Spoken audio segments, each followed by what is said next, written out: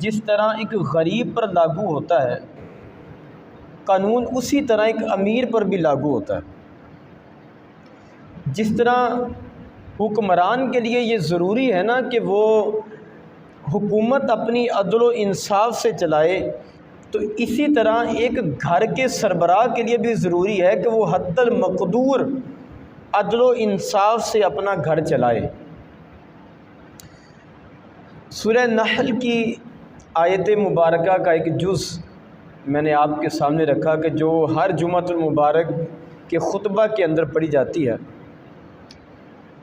یہ ایک ایسی آیت ہے جس کے بارے میں صحابہ کرام رضوان اللہ تعالی علیہم اجمعین یہ فرمایا کرتے تھے کہ اگر کوئی بندہ ہدایت چاہتا نا کہ اس کو ہدایت مل جائے، تو صحابہ فرمایا کرتے تھے کہ اس کے لیے قرآن پاک کی یہ ایک آیت ہی کافی ہے۔ ایک ایسی جامع آیت ہے یہ اللہ، اس کا ایک جز میں آپ کے سامنے رکھتا ہوں جس پر میں نے گفتگو کرنی ہے۔ اللہ تبارک و تعالیٰ نے ارشاد فرمایا ان اللہ یأمر بالعدل والاحسان، فرمایا کہ بے شک اللہ تمہیں حکم دیتا ہے عدل کا اور احسان کا۔ یہ حکم دیا اللہ تبارک و تعالیٰ نے کہ تم نے معاشرے کے اندر عدل کرنا ہے۔ نبی پاک صلی اللہ تعالیٰ علیہ وآلہ وسلم جب تشریف لائے تو دنیا ظلم اور زیادتی، ناانصافی کی ساری حدیں پار کر چکی تھی، لیکن محبوب پاک صلی اللہ تعالیٰ علیہ وآلہ وسلم نے عدل اور انصاف سے ساری دنیا کو آ کر بھر دیا، ساری دنیا کو بھر دیا۔ جب معاشرے کے اندر عدل و انصاف ہوتا ہے نا، جب عدل و انصاف معاشرے کے اندر ہوتا ہے، گھر کے اندر ہوتا ہے، تو گھر بھی امن کا گہوارہ بنتا ہے، معاشرہ بھی امن کا گہوارہ بن جاتا ہے، اور ایک پورا ملک بھی امن کا گہوارہ بن جاتا ہے۔ آپ حضرت امام حسن رضی اللہ تعالیٰ عنہ کا یہ قول ذرا اس کو سنیں اور اس کو پھر یاد رکھیں، پھر اس کو اپنے ذرا معاشرے پر ذرا اس کو لے کر جائیں، نظر دوڑائیں کہ یہ آپ کا فرمان کتنا جامع، کتنا مانع ہے۔ حضرت شیر خدا کے صاحبزادے حضرت امام حسن مجتبی رضی اللہ تعالیٰ عنہ یہ فرمایا کرتے تھے کہ جس معاشرے کے اندر، لفظ ذرا یاد رکھیے گا، فرمایا کہ جس معاشرے کے اندر غریبوں پر ظلم ہونا شروع ہو جائے نا، اور پھر اس کی روک تھام نہ کی جائے، تو آپ فرمایا کرتے تھے کہ ایک وقت ایسا بھی آئے گا کہ پھر اس معاشرے کے اندر امیروں پر بھی ظلم شروع ہو جائے گا۔ آپ دیکھ لیں، جس معاشرے کے اندر غریبوں پر ظلم ہو اور اس کو روکا نہ جائے، اس کے خلاف آواز نہ اٹھائی جائے، فرماتے ہیں کہ پھر ایک وقت ایسا بھی آئے گا کہ پھر امیروں پر بھی ظلم شروع ہو جائے گا۔ عزیز دوستو، آج ہم یہ تو بڑی تنقید کرتے ہیں کہ حکمران ہمارے عادل نہیں ہیں، وہ انصاف سے حکومت نہیں چلاتے ہیں، لیکن یارو کبھی ہم نے یہ سوچا ہے کہ ہم اپنے گھروں کے اندر بھی عدل و انصاف کرتے ہیں کہ نہیں کرتے ہیں؟ کہ ہم نے سارا انصاف حکمرانوں کے لیے رکھا ہوا ہے، ہمارے لیے کوئی عدل و انصاف کی اہمیت نہیں؟ معاذ اللہ۔ ذرا سوچئے گا کہ ہم حکومت پر تو تنقید کرتے ہیں، لیکن ہمارا اپنا گھر، ہمارا اپنی چار دیواری جو ہے وہ ناانصافیوں سے بھری ہوئی ہے۔ آپ ذرا سنیے، حضرت نعمان بن بشیر رضی اللہ تعالیٰ عنہ، یہ ابو داود شریف کی روایت ہے، سیاہ ستہ میں سے یہ روایت آپ کے سامنے رکھنے لگا ہوں۔ آپ فرماتے ہیں کہ میں نے نبی پاک صلی اللہ تعالیٰ علیہ وآلہ وسلم سے سیکھا ہے کہ انصاف اپنے گھر سے شروع ہوتا ہے، انصاف گھر کی چار دیواری سے شروع ہوتا ہے۔ کیسے؟ فرماتے ہیں کہ میرا ایک بھائی تھا، ہم دو بھائی تھے، اور میں اپنے والد صاحب کا بڑا فرما بردار، گھر کے سارے کام کاج بھی دیکھتا رہتا، والد صاحب کی خدمت گزاری بھی چلتی رہتی۔ دوسرا بھائی وہ زیادہ توجہ نہیں کرتا تھا، تو میرے والد صاحب مجھ سے پیار کرتے تھے۔ کہتے ایک دن میں نا مسجد نبوی میں نبی پاک علیہ الصلوۃ والسلام کی بارگاہ میں حاضر تھا۔ اب دیکھیے کہ انصاف گھر سے کس طرح شروع ہوتا ہے۔ تو کہتے میں حاضر خدمت تھا، تو میرے والد صاحب بھی آئے، گھوڑا لے کر مسجد نبوی کے باہر باندھا، اور نبی پاک کی بارگاہ میں حاضر ہوئے اور آ کر عرض کی کہ یا رسول اللہ، صلی اللہ تعالیٰ علیہ وسلم میں نے ایک گھوڑا خریدا ہے، اور یا رسول اللہ یہ جو میرا بیٹا نعمان ہے نا، یا رسول اللہ میں اس کو یہ گھوڑا ہبہ کرنا چاہتا ہوں، تحفہ میں دینا چاہتا ہوں۔ 2 بیٹے ہیں، ایک کو میں تحفے میں دینا چاہتا ہوں، تو یا رسول اللہ میں آپ کو گواہ بنانا چاہتا ہوں تاکہ آپ گواہ بن جائیں کہ میں نے اپنے بیٹے کو یہ گھوڑا ہبہ کر دیا ہے، آپ گواہ بن جائیں۔ تو نبی پاک صلی اللہ تعالیٰ علیہ وآلہ وسلم نے پتہ کیا فرمایا؟ حضرت نعمان بن بشیر رضی اللہ تعالیٰ عنہ فرماتے ہیں میں تو بڑا خوش ہو رہا تھا کہ میرے والد صاحب مجھے تحفہ دے رہے ہیں میرے دوسرے بھائی کو چھوڑ کر، لیکن کہتے ہیں کہ نبی پاک علیہ السلام عدل و انصاف کا بول بالا کرنے کے لیے آئے تھے نا، تو کہتے ہیں نبی پاک نے فرمایا کہ بھائی یہ بتا، یہ جو گھوڑا تو نعمان کو دینے کے لیے آیا ہے تو کیا اپنے دوسرے بیٹے کو بھی دیا ہے گھوڑا خرید کر؟ دوسرے بیٹے کو بھی دیا ہے؟ تو کہتے ہیں انہوں نے میرے والد صاحب ابا جی نے عرض کی کہ نہیں یا رسول اللہ میں نے صرف نعمان کے لیے خریدا ہے۔ تو نبی پاک نے جو جملے کہے نا وہ ذرا جملے سنیے گا۔ ابو داود شریف کی روایت ہے، نبی پاک نے فرمایا کیا تو مجھے گناہ اور زیادتی پر گواہ بنانے کے لیے آیا ہے؟ گناہ اور زیادتی پر مجھے گواہ بنانے کے لیے آیا ہے؟ فرمایا میں ایسے کام پر گواہ نہیں بنوں گا۔ حضرت نعمان بن بشیر فرماتے نبی پاک نے 2 جملے کہے، اور ہمیں گھر کی 4 دیواری کے اندر ہم نے عدل و انصاف سے کس طرح چلنا ہے، اور اپنی اولاد کے اندر عدل و انصاف کس طرح رکھنا ہے، اپنے گھر والوں کے ساتھ عدل و انصاف سے کیسے چلنا ہے ہم نے، کہتے ہیں وہ سارا نصاب ہمیں نبی پاک نے 2 جملوں کے اندر دیا۔ پتہ ہے کیسے؟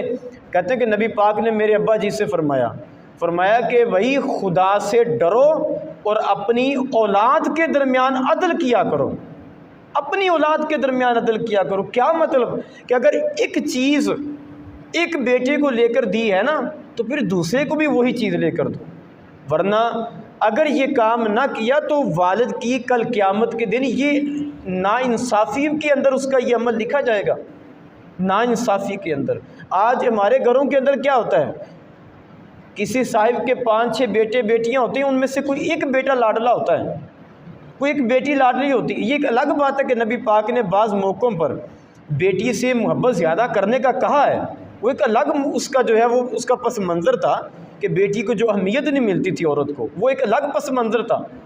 لیکن نبی پاک نے یہ بھی حکم دیا کہ عدل و انصاف اپنی اولاد کے درمیان بھی کرنا ہے۔ اب یہ تو ہوگی گھر کی 4 دیواری، اب آئیے ذرا معاشرے کے اندر، اب آئیے ذرا حکومت کے اندر آئیے۔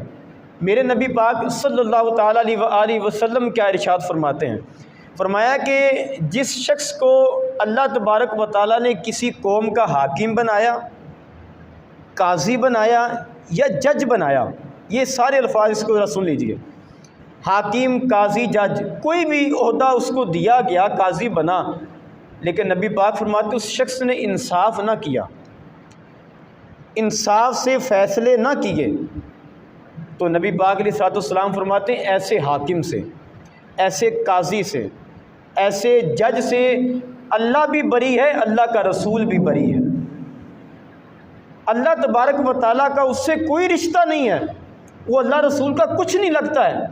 میرے بھائی حاکم کی یہ بھی بات یاد رکھیے گا، حاکم کی اور قاضی کی، جج کی، جس کو قاضی کو آج کل ہمارے ہاں جو جج کہا جاتا ہے، اللہ کی بارگاہ میں قاضی کی اور حاکم وقت کی بڑی شان ہوتی ہے، بڑی قدر ہوتی ہے اللہ کی بارگاہ میں، لیکن اس وقت اس کی شان ہوتی جب وہ اپنی رعایا کے ساتھ اپنے معاشرے کے اندر جب تک وہ انصاف سے چلتا رہتا ہے، لیکن جب وہ انصاف نہیں نہ کرتا تو اللہ تبارک و تعالیٰ کی بارگاہ میں اس کی قدر و قیمت کوئی نہیں رہتی، کوئی قدر و قیمت، اللہ رسول سے اس کا رشتہ کٹ جاتا ہے، اللہ کا رسول بھی بری، اللہ بھی اس سے بری ہوتے ہیں۔ کیسے؟ وہ ذرا سنیے گا، ایک بہت بڑی مثال آپ کے سامنے رکھنے لگا ہوں۔ حضرت عمر بن العاص رضی اللہ تعالیٰ عنہ، یہ وہ شخصیت ہے، نبی پاک علیہ السلام کے صحابی بھی ہیں، اور انہوں نے اپنے ہاتھوں سے مصر کو فتح کیا ہے، اپنی کمان کے اندر، اپنی سپہ سلاری کے اندر انہوں نے مصر کو فتح کیا۔ مصر کو فتح کیا تو حضرت عمر فاروق رضی اللہ تعالیٰ عنہ کا دور خلافت ہے، تو آپ نے ان کو مصر کا گورنر بھی بنا دیا۔ آپ نے کہا کہ اب آپ یہاں پر ٹھہریں اور یہاں پر اپنے فرائض سر انجام دیں۔ اب یہ مصر کے گورنر بنے، یہ چھوٹا ہوتا نہیں گورنر کا، پنجاب کا کوئی گورنر ہو تو بھائی وہ مان نہیں ہے، ایک صوبے کا گورنر ہو تو وہ کسی سے ملتا نہیں ہے، یہ ایک پورا مصر ایک ملک ہے، جو ایک ملک ہے، پورے مصر کا گورنر بن گئے۔ ایک دن آپ کا بیٹا ایک غریب کے بیٹے سے نا گھوڑے میں دوڑ لگائی کہ چلو دیکھتے ہیں کون جیتتا ہے، دوڑ لگائی تو آپ کا بیٹا جو ہے وہ ہار گیا، غریب کا بیٹا جیت گیا۔ جب وہ دیکھا نا کہ اب غریب کا بیٹا جیت گیا، آپ کے بیٹے نے درہ پکڑا، کوڑا پکڑ کے نا غریب کے بیٹے کو مارنا شروع کر دیا۔ وہ چند درے لگائے تو غریب کا بیٹا خاموشی سے سہتا رہا۔ غریب کا بیٹا تھا، کیا کرتا، اب گورنر کا بیٹا ہے، بول کچھ نہیں سکتا تھا۔ وہ کہتے جب وہ گھر میں آیا تو اس نے اپنے باپ کو نا اپنی ننگی کمر دکھائی، کہا کہ ابا جی یہ دیکھیں میرے ساتھ ظلم ہوا ہے میرے ساتھ۔ کہا بیٹا کس نے مارا ہے؟ کہا گورنر کے بیٹے نے مجھے آج مارا ہے۔ وجہ ساری بتائی، کا واقعہ سارا بتایا۔ بیٹے کی حالت جب یہ دیکھی تو باپ کی آنکھوں میں بھی آنسو آ گئے، لیکن اچانک نا اس کے پتہ نہیں کیا ذہن میں بات آئی، بیٹے کو نا سینے سے لگایا اور پھر اپنے آنسو پونچھے، سینے سے پیچھے کیا، کہنے لگا بیٹا آنسو پونچھ لے، اس لیے کہ یہ کوئی ظلم کا دور نہیں، یہ عمر بن خطاب کا دور ہے، رونے کی ضرورت نہیں ہے، ہمیں انصاف ملے گا۔ مصر سے باپ بیٹا چلے، حضرت عمر کی بارگاہ میں پہنچے، عدالت میں پہنچے، کہا جناب یہ دیکھیں میرے بیٹے کو مارا گیا۔ کہا کس نے مارا ہے؟ کہا جناب وہ جو گورنر ہے نا مصر کا آپ کا، اس کے بیٹے نے میرے بیٹے کو مارا ہے، اور ساری وجہ بھی بتا دی۔ حضرت عمر رضی اللہ تعالیٰ عنہ نے یہ نہیں دیکھا کہ صحابی رسول ہے، وہ ایک مقام اپنی جگہ ہے، عدل و انصاف اپنی جگہ ہے۔ آپ نے حکم نامہ جاری کیا کہ لایا جائے اس لڑکے کو، باپ سمیت لایا جائے، عمر بن العاص کو بھی لایا جائے میری عدالت میں۔ کہتے کہ دونوں باپ بیٹا حاضر ہوئے، عدالت لگی، مجمع لگ گیا۔ تو حضرت عمر بن خطاب رضی اللہ تعالیٰ عنہ نے پوچھا، بتاؤ، بیٹے سے پوچھا بتاؤ کیوں مارا اس کو؟ اب گردن جھک گئی، کیا جواب دیتا؟ جواب کوئی نہیں تھا، نہ کوئی غلطی تھی غریب کے بیٹے کی، غلطی کوئی نہیں تھی، گردن جھک گئی۔ تو حضرت عمر بن خطاب رضی اللہ تعالیٰ عنہ نے نا اس لڑکے کے ہاتھ میں کوڑا پکڑایا اور کہا کہ اب اس کو اس کے باپ کے سامنے کوڑے مار، درے مار، تاکہ اسے سمجھ آ جائے کہ غریبوں پر ظلم نہیں کیا کرتے ہیں۔ اب وہ مارنے لگا، جب اپنا حساب برابر کر چکا نا تو اس نے کوڑا نیچے رکھا، تو حضرت عمر بن خطاب رضی اللہ تعالیٰ عنہ فرمانے لگے کہ اب اس کے باپ کو بھی سزا ملے گی، باپ کو عمر بن العاص کو بھی سزا ملے گی۔ کیا سزا ملے گی؟ کہا کہ اس نے جو قیمتی لباس پہنا ہوا نا، اس کا قیمتی لباس اتارو اور اسے ٹاٹ کا لباس پہناؤ، ٹاٹ کا ایک عام سا لباس، سخت لباس پہناؤ اسے۔ لوگوں نے کہا کہ جناب قصور تو ان کے بیٹے نے کیا ہے، غلطی تو ان کے بیٹے کی ہے۔ اب آخری جملے جو میں نے آپ کے سامنے رکھنے اس روایت کے، وہ ذرا سنیے گا کہ معاشرے کے اندر عدل و انصاف سے امن کس طرح قائم ہوتا ہے۔ میں نے پہلے کہا کہ یہ مصر کے فاتح ہیں، مصر کو خود فتح کرنے والے ہیں، صحابی رسول ہیں، جلیل القدر صحابی رسول ہیں، لیکن عدل و انصاف اپنی جگہ ہے، شریعت اپنی جگہ ہے، منصب اپنی جگہ ہے۔ تو حضرت عمر بن خطاب رضی اللہ تعالیٰ عنہ سے جب لوگوں نے کہا نا کہ جناب باپ کا کیا قصور ہے، بیٹے کو کوڑے لگے سو لگ جائے، انصاف تو ہو چکا ہے، اب باپ کا کیا قصور ہے؟ آپ نے جملے کہے تھے مجمع کے اندر، آپ نے کہا تھا کہ عمر بن العاص کو سزا اس لیے دینے لگا ہوں کہ اس لڑکے کے ذہن میں بات ڈالی کس نے تھی کہ تو گورنر کا بیٹا ہے، اسے کس نے بتایا تھا کہ تو ایک امیر کا بیٹا ہے؟ اسے پتہ نہیں کہ سارے انسان آپس میں برابر ہیں، تقوی کے لحاظ سے کوئی اونچا ہے تو ایک الگ بات ہے، کس نے اسے بتایا تھا؟ پھر آپ نے بڑے مجمع میں حضرت عمر بن العاص رضی اللہ تعالیٰ عنہ کی طرف منہ کر کے خطاب ان کو کیا تھا۔ آپ نے کہا تھا کہ یار مجھے یہ تو بتا، جب اللہ نے ان کو آزاد پیدا کیا ہے تو تم نے کب سے ان کو غلام بنا لیا اپنا؟ تمہاری کیسے جرت ہوئی ہے؟ آج دیکھیں کہ ہمارے معاشرے کے اندر لوگ غلام نہیں بنے ہوئے، غریب۔ میرے بھائیوں، جب معاشرے کے اندر عدل و انصاف قائم ہوتا ہے نا تو معاشرے کے اندر پھر امن بھی پیدا ہو جاتا ہے۔ معاشرے کے اندر ایک ملک کے اندر، اور جب عدل و انصاف نہیں نہ ہوتا تو پھر معاشرہ بے سکونی اور بد امنی کا شکار ہو جاتا ہے، بد امنی کا شکار ہوتا ہے۔ یہ جو آج ہمارے ملک کے اندر بے سکونی ہے نا، اتنے عرصے سے، اتنے عرصہ بیت چکا ہے پھر بھی بے سکونی سی ہے۔ کتنے علاقے ہیں کہ جہاں سے گزرتے ہوئے آج بھی کسی کو ڈر لگتا ہے، وہ آج بھی گھبراتا ہے، وہ ٹائم سے اس کو وہاں سے جو ہے وہ ایک جو ہے وہ اس کو گزرنا پڑتا ہے۔ کیوں؟ اگر اندھیرا ہوا تو میری جان کو خطرہ ہے۔ یہ جو آج ہمارے معاشرے کے اندر بہت ساری جگہوں پہ بد سکونی ہے نا، بے سکونی اور بد امنی ہے، پھر بھائی اس کی وجہ یہی ہے کہ آج ہمارے معاشرے کے اندر عدل و انصاف ختم ہو چکا ہے، عدل و انصاف نہیں ہے۔ میرے کسی دوست نے نا ایک پوسٹ مجھے سینڈ کی تھی، مجھے بھیجی۔ وہ پوسٹ شاید انہوں نے مزاحیہ طور پہ بھیجی تھی، لیکن وہ پوسٹ بڑی سنجیدہ تھی۔ اس کو ذرا سمجھیے گا، میں آج اس کو آپ کے سامنے رکھنے لگا ہوں، شاید آپ نے کبھی اس کو، آپ کی نظروں سے بھی کبھی وہ تحریر گزری ہو۔ آپ وہ سنیں گے نا تو آپ کو ذرا محسوس ہوگا کہ وہ ہمارے ملک کی نا بالکل عکاسی کر رہی ہے، ہمارے معاشرے کی بالکل عکاسی کر رہی۔ وہ لکھا تھا کہ ایک نا بھینس جنگل کے اندر نا بھاگتی جا رہی تھی، رستے میں چوہا ملا۔ اس نے کہا کہ بہن کدھر کو جا رہی ہے، ذرا توجہ رکھیے گا بات پہ۔ اس نے کہا بہن کدھر کو جا رہی ہے؟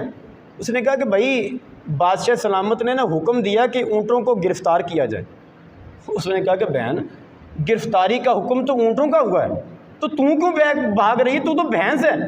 اس نے کہا کہ جناب آپ کو پتہ نہیں ہے، یہ جنگل کا قانون ہے، میں اگر غلطی سے بھی پکڑی گئی نا تو مجھے تو میری آدھی زندگی تو اس پر بیت جائے گی کہ میں اونٹ نہیں ہوں، میں بھینس ہوں، میں تو مقدمے جھیلتی رہوں گی، میں تو ثابت کرنے پر میری آدھی عمر گزر جائے گی۔ اب آخری جملہ بھی ذرا سنیے گا، اب اس کو مکمل آپ کر لیجئے گا۔ یہ بات سن کر نا چوہا بھی دوڑ پڑا تھا۔ اب وہ کیوں دوڑا؟ اس وجہ سے دوڑا تھا، اسے بھی پتا تھا اگر میں پکڑا گیا تو مجھے بھی کئی زندگیاں لگ جائیں گی ثابت کرنے پر، او بھائی میں چوہا ہوں، میں اونٹ نہیں ہوں۔ آج ہمارے معاشرے کے اندر میرے بھائیو کتنی یہ عکاسی کرتی ہے۔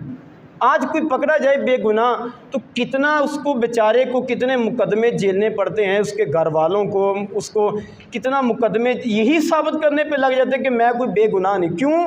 کسی امیر نے پکڑوایا ہے، مجال نہیں وہ کہ وہ جیل سے چھوٹ جائے۔ عدل و انصاف ہمارے، میں ایک بہت بڑی مثال آپ کے سامنے رکھنے لگا ہوں، اگر آپ اس روایت کو اہمیت دیں تو۔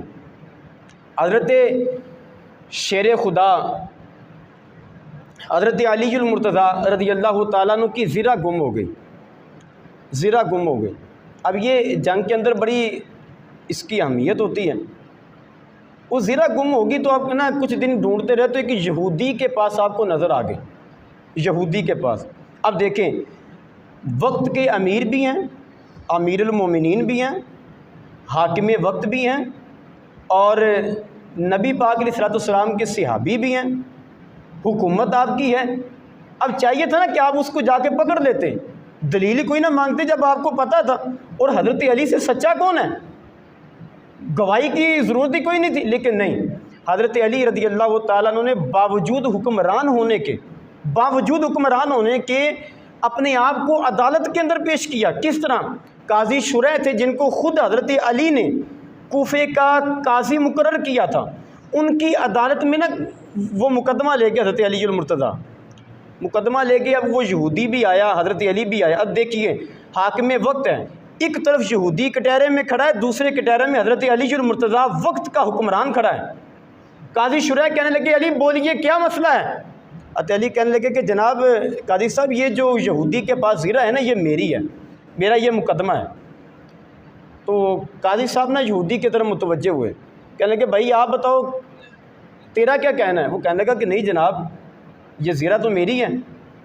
اب قاضی شریح کہنے لگے کہ جناب علی مقدمہ آپ نے کیا ہے، دعویٰ آپ نے کیا، تو اب دعوے پر گواہ بھی اب آپ کو پیش کرنے پڑیں گے، لازم ہے آپ پر۔ حضرت علی فرمانے لگے کہ میرا بیٹا حسن میری گواہی دے گا، میرا غلام قمر گواہی دے گا۔ قاضی شریح نہ مسکرا پڑے، کہنے لگے کہ جناب علی یہ دونوں شخصیات مسلمہ ہیں، میں ان کی شخصیات کا انکار نہیں کرتا ہوں، گواہی قبول ہے ان کی، لیکن میں ان کی گواہی قبول نہیں کروں گا، مقدمے کے اندر ان کی گواہی قبول نہیں کروں گا آپ کے حق میں۔ کیوں؟ اس لیے کہ باپ کے حق میں بیٹا تو گواہی ہی دیا کرتا ہے، وہ غلام تو اپنے آقاؤں کے حق میں بولا ہی کرتے ہیں، گواہ کوئی اور دیجئے۔ تو حضرت علی وقت کا حکمران، امیر المومنین، حاکم وقت، خاموش ہو گئے، گردن جھکا لی، کہنے لگے قاضی صاحب میرے پاس کوئی اور گواہ نہیں ہے، میرے پاس کوئی اور گواہ نہیں ہے۔ اب سنیے عدل و انصاف ذرا سنیے۔ اب وہ یہودی دیکھ رہا سارا ماجرا، تو قاضی صاحب کہنے لگے کہ جناب علی پھر نا جب آپ کے پاس کوئی گواہ ہی نہیں تھا تو آپ نے مقدمہ کیوں کیا؟ اب آپ پر یہ لازم ہے کہ آپ یہودی کو راضی کریں، اس کو راضی کریں کسی بھی طریقے سے، کہ آپ نے اسے کیوں تکلیف دی ہے؟ تو کہتے ہیں کہ حضرت علی رضی اللہ تعالیٰ عنہ اسی یہودی کے پاس گئے۔ میں بار بار یہ جملے دہرا رہا ہوں، یہ حاکم وقت ہے، امیر المومنین ہے، وقت کا حکمران ہے، یہ وقت کا حکمران ہے۔ ہمارے معاشرے کے اندر، معاف کیجئے کہ مجھے یہ لفظ دہرانے پڑتے ہیں، ہمارے معاشرے کے اندر میرے بھائی یہ کوئی جنرل کونسل کوئی مان نہیں ہوتا ہے، اور یہ تو وقت کا حکمران ہے۔ کہتے ہیں یہودی کے پاس گئے، پتہ جا کر جملے کیا بولے، فرمانے لگے کہ کہنے لگے بھائی ناراض نہ ہونا، مجھے پتہ ہے زرہ میری ہے، میں جانتا ہوں، مجھے پتہ ہے زرہ میری ہے، لیکن کیا کروں، مجبور ہوں، میرے پاس گواہ کوئی نہیں ہے، گواہ کوئی نہیں ہے، تو یار تو مجھے معاف نہیں کر دیتا، راضی نہیں ہو جاتا؟ اب جب اس نے اتنے لفظ کہے نا تو یہودی کہنے لگا جناب علی اب مزید نہ کچھ کہیے گا، مزید نہ کچھ کہیے گا۔ وہ کہنے لگے علی میں اتنی دیر سے دیکھ رہا ہوں، میں تو یہ سوچ رہا ہوں علی تیری انصاف کا یہ عالم ہے، محمد مصطفیٰ کے انصاف کا عالم کیا ہوگا؟ تیرے انصاف کا یہ عالم ہے تو تیرے نبی کے انصاف کا عالم کیا ہوگا؟ تو میرے بھائیو یہودی نے جملے کہے تھے، وہ جملے ذرا سنیے گا۔ یہودی کہنے لگا کہ علی تیرے انصاف کے رنگ نے میرے کفر کا میل دور کر کے رکھ دیا ہے، کفر کا میل دور کر دیا، کلمہ پڑھ کے مسلمان ہو گیا۔ کہنے لگا آپ کا یہ انصاف ہے تو آپ کے نبی کا انصاف کیسا ہوگا؟ میرے بھائیو جتنی دیر تک معاشرے کے اندر انصاف نہیں نہ آتا، یہ جس طرح عوام پر لازم نا کہ وہ جب اس پر کوئی مقدمہ آئے، کوئی معاملہ بنے تو وہ کٹہرے میں کھڑا ہو، کوئی عام آدمی، میرے بھائی اسی طرح حکمران پر بھی لازم ہے کہ اگر کوئی اس پر کوئی اس طرح کے کوئی واقعات آئیں، کوئی ماحول بنے، میرے بھائی اس پر بھی لازم ہے، وہ کوئی گناہوں سے پاک نہیں ہوتا ہے وقت کا حکمران، اس پر بھی لازم وہ بھی کٹہرے میں کھڑا ہو، پھر اپنی صفائی میں کچھ نہ کچھ الفاظ بولے۔ اب دیکھیے گا ذرا، حضرت عمر رضی اللہ تعالیٰ عنہ بڑے سخت آدمی تھے، بڑے سخت آدمی تھے، لیکن اپنی ذات کے والے سے سخت نہیں تھے، شریعت کے لحاظ سے سخت تھے۔ مال غنیمت آیا تو ہر کسی کو ایک ایک چادر ملی۔ وقت تھوڑا ہے، بات مختصر کرنے لگا ہوں۔ جمعہ کا وقت آیا، جمعہ کا دن آیا، جمعہ پڑھانے کے لیے آئے تو دیکھا کہ حضرت عمر نے نا اسی چادر کی قمیص پہنی ہے اور اسی چادر کی تہہ بند باندھی ہوئی ہے۔ تو جب لوگوں نے یہ دیکھا تو آپ خطاب کرنے لگے تو لوگ کہنے لگے کہ عمر یہیں پر ذرا خاموش ہوئیے گا، پہلے ہمارے سوال کا جواب دیجئے گا۔ کہا کیا سوال ہے؟ کہا کہ جناب ہر کسی کو ایک ایک چادر ملی ہے، آپ نے 2 چادریں کیوں لی ہیں؟ اب مجھے بتائیے کیا کوئی وقت کے حکمران سے کوئی بات کر سکتا ہے آج؟ نہ، کس کی مجال ہے؟ وہ بندہ 2 دن کے بعد آپ کو نظر نہیں آئے گا جو کسی وقت کے حکمران کے خلاف بات کرے گا۔ لوگ کہنے لگے کہ عمر مجھے ہمیں یہ بتائیے، جواب دیجئے، ہر کسی نے ایک چادر لی ہے، آپ وقت کے حکمران ہیں تو پھر آپ کیا اس کا فائدہ اٹھائیں گے؟ 2 چادریں لیں گے؟ 2 چادریں آپ نے کیوں لی ہیں؟ تو حضرت عمر رضی اللہ تعالیٰ عنہ خاموش ہو گئے، کہنے لگے یارو اس کا جواب میں نہیں دوں گا، میرا بیٹا عبداللہ جواب دے گا، میں نہیں جواب دوں گا۔ حضرت عبداللہ کھڑے ہوئے، کہنے لگے کہ یارو بات دراصل یہ ہے کہ میرے والد صاحب کا نا قد بڑا ہے، لمبے قد کے آدمی ہیں، اور میرے والد صاحب کے کپڑے بڑے پرانے ہو گئے تھے، جب گھر میں قمیص سلائی کرنے لگے نا، کرتا سلائی کرنے لگے تو تہہ بند کا کپڑا نہیں بچا تھا، تو پھر میں نے اپنی چادر بھی اپنے والد کو ہبہ کر دی تھی۔ یہ میری چادر سے تہہ بند باندھی ہوئی ہے، یہ میری چادر سے ان کا مکمل کرتا بنا ہے۔ میرے بھائیوں اس طرح عدل و انصاف کرنا نبی پاک نے سکھایا، پھر صحابہ نے بھی عدل و انصاف کرنا سیکھا۔ اب دیکھیں میں نے شروع کے اندر نبی پاک صلی اللہ تعالیٰ علیہ وسلم کے والے سے بات کی تھی، عدل و انصاف۔ اب اختتام بھی اپنی گفتگو کا اسی پر کرنے لگا ہوں۔ نبی پاک صلی اللہ تعالیٰ علیہ وآلہ وسلم کے جب آخری ایام تھے ظاہری زندگی، اس سے کچھ دن پہلے نبی پاک علیہ الصلوۃ والسلام کو چند صحابہ سہارا دے کر مسجد نبوی میں لائے۔ اب دیکھیے گا، بہت بڑی مثال ہے یہ، تاریخ انسانیت کے اندر عدل و انصاف کی ایک اعلیٰ مثال ہے۔ تاریخ اسلام کی بات نہیں کرنے لگا، تاریخ انسانیت کے اندر آپ کو اس طرح کی مثال نہیں کوئی ملے گی۔ نبی پاک علیہ الصلوۃ والسلام بیمار ہیں، علیل ہیں، چند صحابہ آپ کو سہارا دے کر مسجد آپ کو لائے، مسجد کے اندر لائے ہیں۔ نبی پاک علیہ الصلوۃ والسلام نے چند باتیں کی اپنے صحابہ سے۔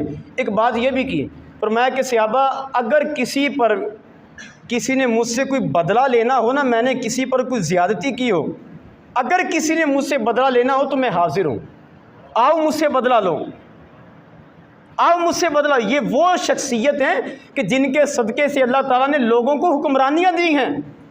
میں حکمران نہیں بول سکتا، یہ وہ ہیں کہ جن کے قدموں کی خیرات ہے حکمرانی۔ نبی پاک نے فرمایا اگر کسی نے مجھ سے بدلہ لینا تو لے سکتا ہے۔ جب تیسری بار کہا نا تو حضرت عکاشہ رضی اللہ تعالیٰ عنہ وہ کھڑے ہوئے، عرض کیا کہ یا رسول اللہ میں نے بدلہ لینا ہے۔ کہا کون سا بدلہ؟ عرض کیا کہ یا رسول اللہ فلان جنگ میں آپ نا صفیں سیدھی کروا رہے تھے، تو آپ نے ایک کوڑے کے ساتھ، در چھڑی کے ساتھ نا آپ صفیں سیدھی کروا رہے تھے، تو یا رسول اللہ میرے جسم پر نا آپ نے چھڑی ماری تھی، تو یا رسول اللہ میں اس ماری ہوئی چھڑی کا بدلہ لینا چاہتا ہوں، آج میں بدلہ لینا چاہتا ہوں۔ کہتے ہیں صحابہ کرام نا حضرت عکاشہ کی طرف مخاطب ہوئے، کہنے لگے عکاشہ نبی پاک کی طبیعت نہیں دیکھ رہے ہو، کتنی علیل ہو چکی ہے، وہ اس حالت میں پھر اپنے نبی سے بدلہ لے گا، تو معاف نہیں کر سکتا ہے، درگزر نہیں کر سکتا؟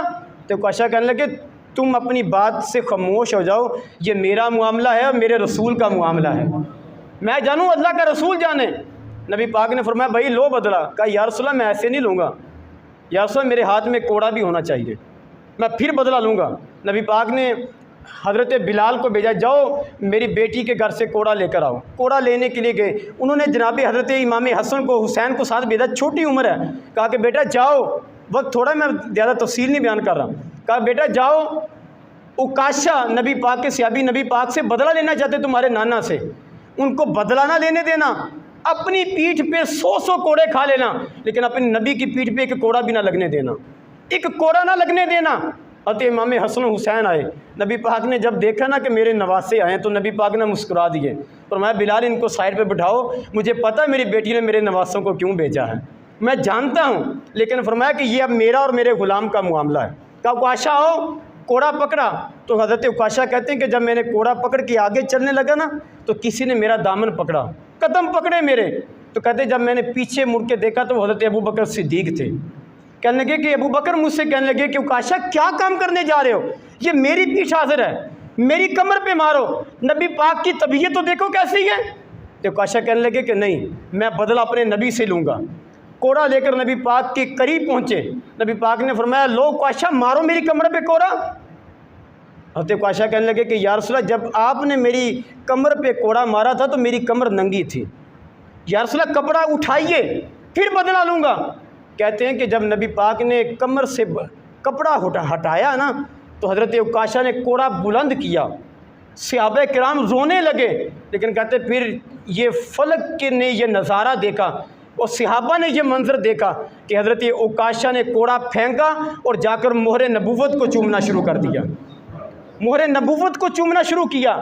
صحابہ نے پوچھا یہ کیا کر رہے ہو، نبی پاک نے پوچھا یہ کیا کر رہے ہو، کہا یا رسول اللہ کہاں میں، تو کجا من کجا، یا رسول اللہ میں کون ہوتا ہوں آپ سے بدلہ لینے والا، یا رسول اللہ میں نے تو یہ موقع غنیمت جانا تھا کہ آج ابو عکاشہ کہ آج عکاشہ تیرے پاس موقع ہے نبی پاک کی پیٹھ پہ بوسہ دینے کا، یا رسول اللہ میں تو اپنے لیے جنت کا سامان بنا رہا تھا۔